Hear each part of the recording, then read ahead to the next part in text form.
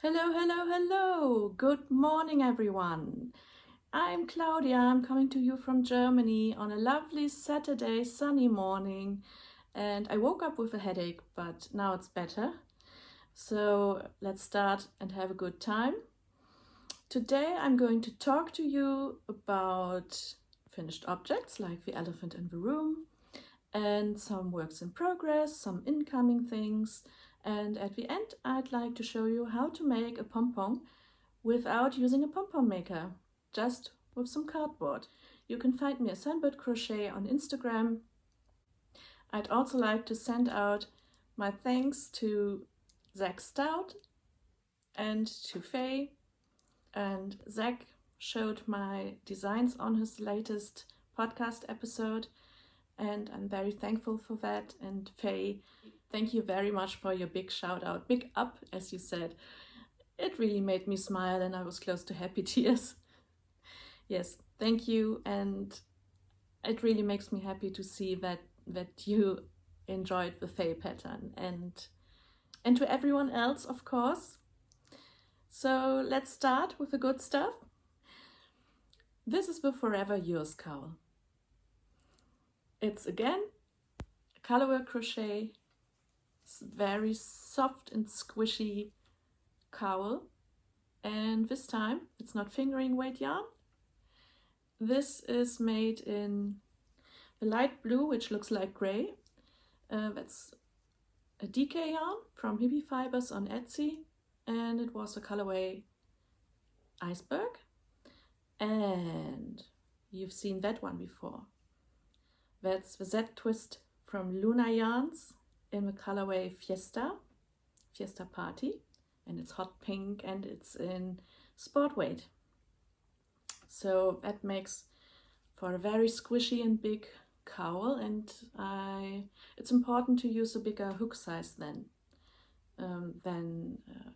in my other cowls. So I used a 6mm hook size for the main colorwork, and for the edge I used a 5mm. But I actually really like this border. I've made this in crab stitch, but not with single crochet crab stitch. It's half double crochet crab stitch, and skipping one stitch between each half double crochet. So you're just working half double crochets in the reverse direction, skipping one stitch in between, and then closing at the end with a slip stitch. And that really gives like a tiny bubble effect on the edge, which I really like. So that was one finished object. And then I have a Faye cowl, make one. Showed you that one. It's not new. This is not new either. This is the wrong way up. This one, which is the Cowl of Good Hope. And you've seen the Cape Townian as well. And it's really surreal for me that I've made so many in the last couple of weeks. So this is really the new one. And you might have seen it on my Instagram account already, so it's not new to you then. But this is the Botanist cowl. Fingering weight with Mr. Smoke alpaca.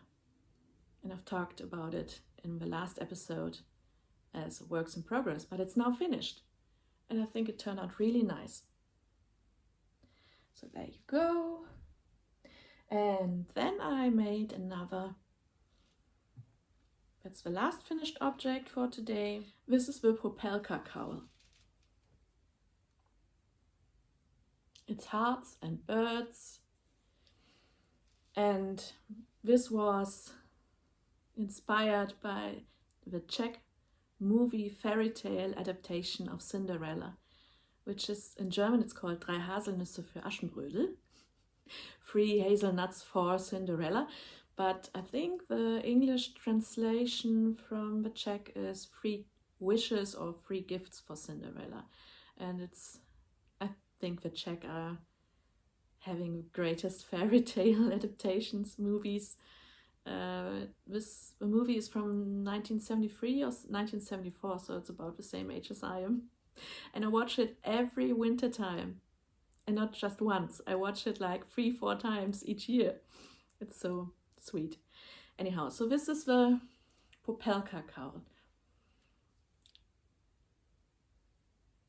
It's inspired by the costumes in the movie. That's all the finished objects. Now, works in progress. I have to put them to the side. I've bought a new book because I needed more space for my designs. So, going along the Fairytale theme, I want to make a design which is called Briar Rose, and also one which is Waterhouse Mermaid. So these are my inspirations. The mermaid picture, the painting, the mermaid painting from Waterhouse, which you probably know, and also the Briar Rose paintings from Edward Burne-Jones. These are all pre-Raphaelites, or I'm going to link it down below. I don't know if I can show, if I have the rights to show the paintings, but I'm going to link to them below. And I really like that romantic stuff in between. Yeah, I'm a sucker for romance. Anyhow, I needed a new book and I've got one, and I already started entering some ideas. This is for Briar Rose with some, these are supposed to be blood drops, which sounds gruesome, but fairy tales are gruesome. And spindles in between, but I wasn't sure. I didn't really like it. So I've made some others. Like, this is how it looks, my design progress. Some roses, some borders, some roses inspired by Rennie McIntosh. And in the end, I stuck with one design here, which turned out to be a 10 stitch repeat, and I've started that one. This is already for the mermaid idea as well. But I'm going to start with the Briar Rose. And I've started last night. It's quite colorful. So this is my start. You can't see much at the moment, but it's going to be like changing to colors and all the same motive, but the colors will be different until it has grown to a full cowl. So this is 110 stitches, so I have 11 repeats of a motive. Yes, quite bright, but I'm going to move to darker colors after that. And I've already made a kind of yarn mood board for both designs, and I'm going to insert them here first for the Briar Rose and then for the mermaid.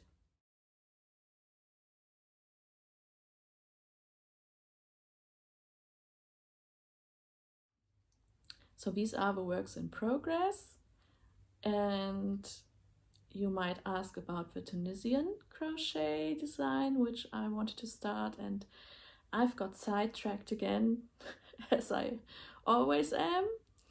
And I found a nice pattern on a German website called Garnmanufaktur, and it's a Halloween pumpkin shawl, which is like an illusion shawl in Tunisian crochet. And you move it, and then you can see the pumpkin on it, and if you move it the other way, you don't see it anymore. But it came as a kit, so I had to buy the kit with the yarn, even though I didn't want to buy more yarn for that. I already have yarn for this shawl, but yeah. So this is the yarn here. It's kind of incoming now. So these are my yarn choices. The original ones were obviously orange and black, but I wanted to have less contrast in my shawl. So these are the two which came with the kit, but I'm not sure if I will use those. Maybe I am, I don't know yet, but I haven't started. So this is incoming. Shall we move to incoming? I don't have any other works in progress at the moment. So these were the two incoming yarns from Garnmanufaktur, and I'm going to link down below so that you can have a look at their pumpkin illusion. And what else? These ones? These weren't made by me, but by my mother, and she made these two for me, and she doesn't seem to stop now. So I have two new project bags.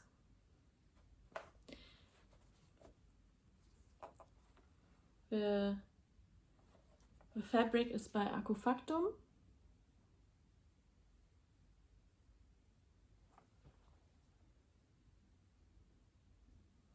And it's really sweet. And these are Mice in the Snow.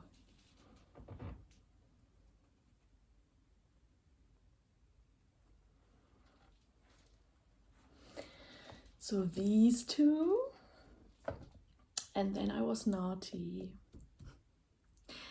I wrote on my Instagram account how to save your money when you want to have an advent calendar, like a yarn calendar.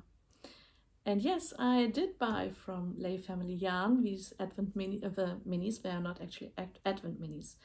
They're just minis which you can buy, and they are good value for your money. But when I saw this one, I couldn't resist. I never had yarn from Beehive yarns, so this is special, and I just couldn't resist because it's Festive Fairytale. This is the Advent yarn box from Beehive Yarns. And it's a lovely box. It's magnetic here. You can open it. And there it is. So I'm not going to spoil it for you in case you bought it as well. But I can tell you that it's all Fairytale related, and it comes with a lovely card with Fairytale pictures on them. And then it comes with a secret list of all the yarn names. So all the colorways, all the colorways which are in here, you get a list for that. It's a secret list. You have to open it. So I don't know yet what it will be, but maybe, just maybe, I am going to have like an Advent vlog this year. And then you can see all my yarn every day. And more yarn. So this came today. It's Riverknits. These are all spun and dyed in the UK and 100% British wool.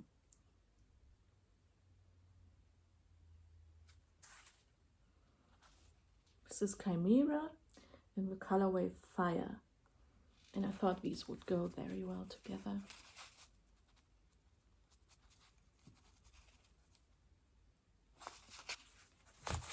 And then I've got Rattlin Bog together with Roast Chestnut. But wait. And Chimera in the colorway Conquer.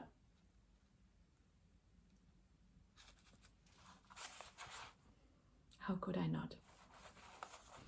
And I'm buying these all for you in a way, because I intend to use them for my next designs. So these are all Riverknits, Becky and Marcus. And they are awesome musicians as well. You have to look at their Instagram account and on their YouTube channel. I love their music. They met in a pub and they are such a lovely couple, and they're making me feel calm and at peace with the world, and it's really, really a nice watch and the best yarn. What more could you want? And that's about it. Thank you for watching again, and let me just add now the little video about making a pom-pom. So have a lovely weekend and enjoy your time. Sleep in, sleep long, have a drink, go out. Just enjoy yourself. Fill your batteries with all the good stuff, and I'm going to see you soon again.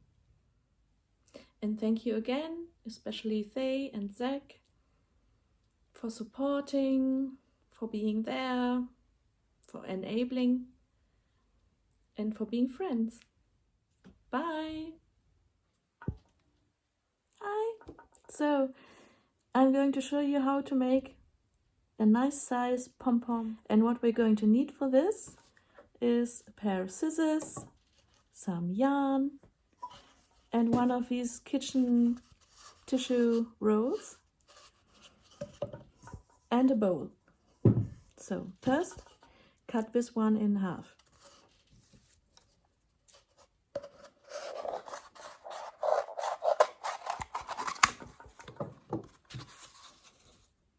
Then cut off like half a meter of yarn.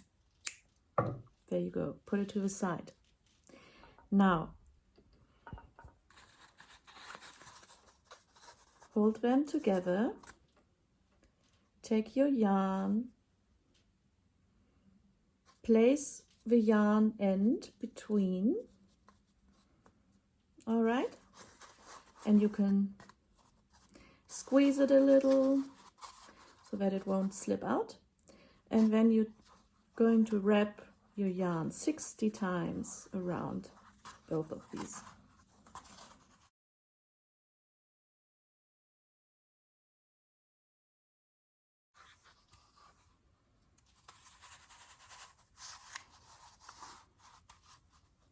So this is now wrapped 60 times around both cardboard pieces. You can do more if you want, but 60 is about the right size for me. Cut off the thread. Now you place this on your table. You take the piece of string which you cut off before, and you move this between your cardboard. All right, and now you have to tie it together, and to make it really sturdy, you not only twist it once around it, but you twist it twice around it.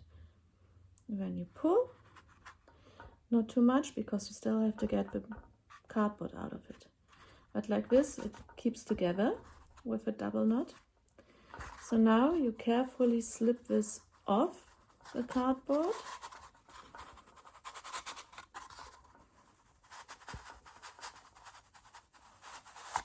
All right,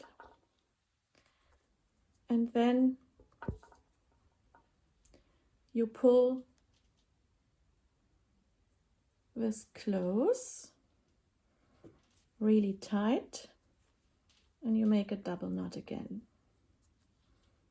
like once, twice. All right, so you have something like this now. Now you go take your bowl so that you don't make a mess, and you cut open the loops.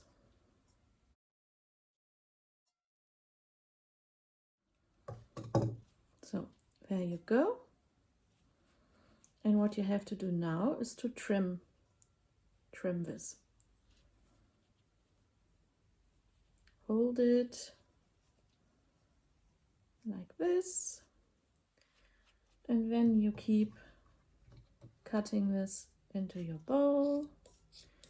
Start with just a little bit, evenly all around.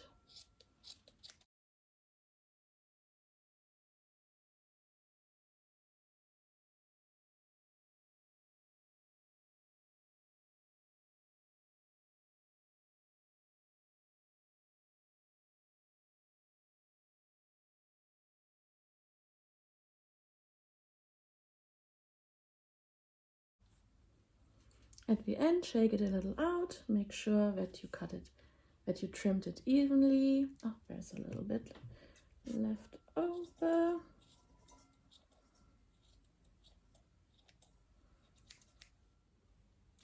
And there you go, a lovely little pom-pom. Thank you for watching.